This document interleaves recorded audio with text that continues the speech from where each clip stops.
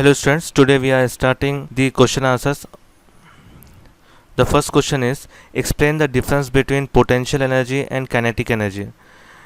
हमने पहले ही potential energy और काइनेटिक एनर्जी के बारे में टोटल देख लिए हैं. आप जस्ट इसे क्या कर दीजिए, लिख लीजिए.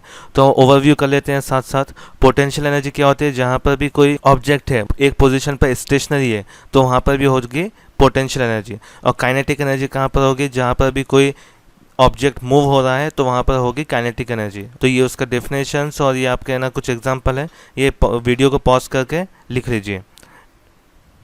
नेक्स्ट देखते हैं. ये आपके दोनों ही क्वेश्चन होमवर्क में रहेंगे क्योंकि ऑलरेडी हमने ये दोनों भी क्वेश्चंस को देख लिया है. सेकंड वन है drive the formula for the kinetic energy of an object of mass m moving with velocity v. आपको सिर्फ काइनेटिक एनर्जी का फार्मूला ड्राइव करना है. के E is equal to 1/2 mv². ये जो फार्मूला हमने ड्राइव किए थे ये आपको क्या करना है, ड्राइव करना है. उसको जो एज इट इज़ आप लिख लीजिए, इसका आंसर वही रहेगा. उसके साथ नेक्स्ट है third one, prove that the kinetic energy of freely falling object on reaching the ground is nothing but the transformation of its initial potential energy. तो यहाँ पर देखिए हमने जो तीन कंडीशंस देखे थे, यहाँ पे हमने एक क्या कहे थे, ऑब्जेक्ट को फॉल किए थे ए, बी और सी. ये तीन के ऊपर हमने क्या किए थे, पूरी टोटल एनर्जी मालूम किए थे. तो हमको ये क्या करना है, डबल से आपको फिर से वो लिखना है. आपको ये इसका आंसर वही होगा. ओके. नेक्स्ट है determine the amount of work done when an object is displaced at an angle of 30 degree with respect to the direction of the applied force. तो यहाँ पर वर्क डन पता करना है. तो वर्क डन का formula हमको पता है, work done is equal to F into S. और यहाँ पे हमको कुछ एंगल दिया गया है फोर्स का, तो हमको यहाँ पे कॉस थीटा ऐड करना पड़ेगा. तो थीटा की वैल्यू हमें आपको 30 डिग्री दी गई है. ओके. तो हम लिख सकते हैं W is equal to F into S cos 30. अब यहाँ पे फोर्स की और डिस्प्लेसमेंट की वैल्यू दी नहीं है, इससे सिर्फ हम क्या करेंगे, कॉस 30 की वैल्यू पुट कर देंगे. कॉस 30 डिग्री की वैल्यू होती है √3/2. ओके. ये जो वैल्यू होगी कॉस 30 की होगी और F और S एज इट इज़ रहेगा. नेक्स्ट देखते हैं. If an object has zero momentum, does it have kinetic energy? Explain your answer. ये क्या कह रहा है कि अगर आपका कोई ऑब्जेक्ट का मोमेंटम ज़ीरो है, यानी वो कहीं पर मूव नहीं हो रहा है, तो उसकी काइनेटिक एनर्जी क्या होगी, और जो भी होगी तो आप उसको एक्सप्लेन करो बोल के बता रहा है. तो देखिए हमको पता है मोमेंटम का formula P is equal to m into V होता है. ठीक है.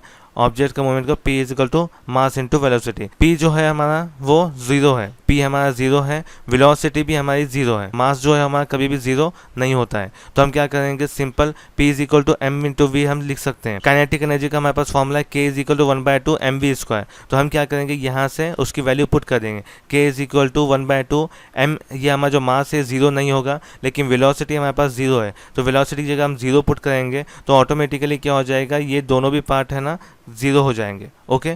तो काइनेटिक एनर्जी आपकी ज़ीरो आएगी. तो आप क्या बोल सकते हैं, hence when the object has zero momentum it's kinetic energy is also zero. मतलब कोई ऑब्जेक्ट अगर ज़ीरो मोमेंट है, यानी कोई ऑब्जेक्ट अगर स्टेशनरी पोजीशन में है तो उसकी काइनेटिक एनर्जी ज़ीरो होगी. ठीक है.